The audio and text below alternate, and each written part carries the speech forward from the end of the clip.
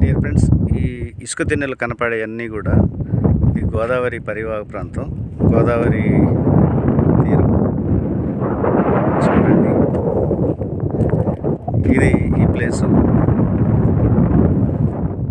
దీన్ని వింజరం రేవ్ అంటారు. ఇప్పుడిప్పుడే గోదావరి వెనక్కుపోతూ ఉంది, ఇసుక తిన్నెలు బయటపడుతూ ఉన్నాయి. ఈ క్రమంలో చూద్దామని వచ్చాను. ఇది నేను పుట్టి పెరిగిన ప్రదేశం. కనపడే పచ్చని చెట్లు, చేమలు అవన్నీ కూడా ఒకప్పుడు గృహాలు, పచ్చని పొలాలతో పొలాలు ఉండేవి. 1986 కంటే ముందు ఇక్కడనే నివాసాలు ఉండేవి.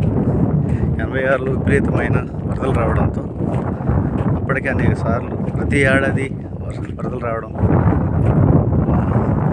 సామాజిక అభివృద్ధిలో భాగంగా రవాణా ఏర్పడటంతో మెట్ట ప్రాంతాలకు చేరుకున్నారు ఈ ప్రాంత ప్రజలందరూ.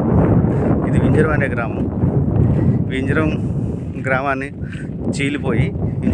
చీలిపోయి 3 గ్రామాలుగా, 3 ఆవాసాలుగా ఇప్పుడు నివాసాలు ఏర్పరచుకున్నారు. వింజరం అనే గ్రామం ముత్యాలంపాడు, ఎర్రబోరు, గుండంబూరు అని నామకరణంతో ఏర్పడ్డాయి.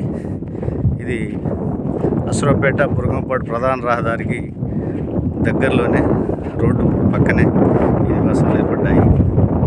ఇదంతా చిన్నప్పుడు ఎంత మేము ఈ ఇసుక తిన్నెల్లో ఆడుకున్నాము. మేము ఈ గోదావరి దగ్గరికి వచ్చి స్నానాలు చేయడం, అంటే అప్పట్లో ఈ గోదావరి నీరే ప్రధాన వనరు కావడం, ప్రతి దానికి నిత్యావసరాలకి, వ్యవసాయానికి ఇదే నీరు వాడుకునేవాళ్ళు.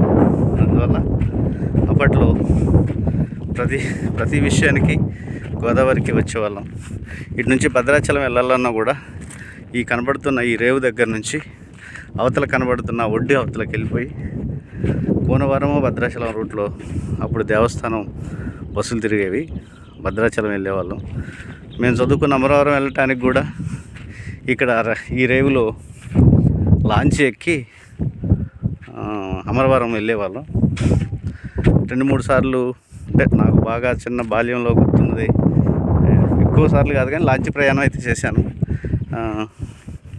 7-8 తరగతుల్లో అది బాగా గుర్తుంది నాకు. ఈ వరదల్లో ఈ పడవల్లో తిరగడం, లాంచీల్లో తిరగడం, ఇదంతా మన మిత్రులకు చూపిద్దామనే ఉద్దేశంతో ఈ వీడియో చేస్తున్నాను. ఈ వీడియో నచ్చితే లైక్ చేయండి, షేర్ చేయండి, సూచనలు, సలహాలు ఇవ్వండి. థ్యాంక్ యూ, ధన్యవాదాలు.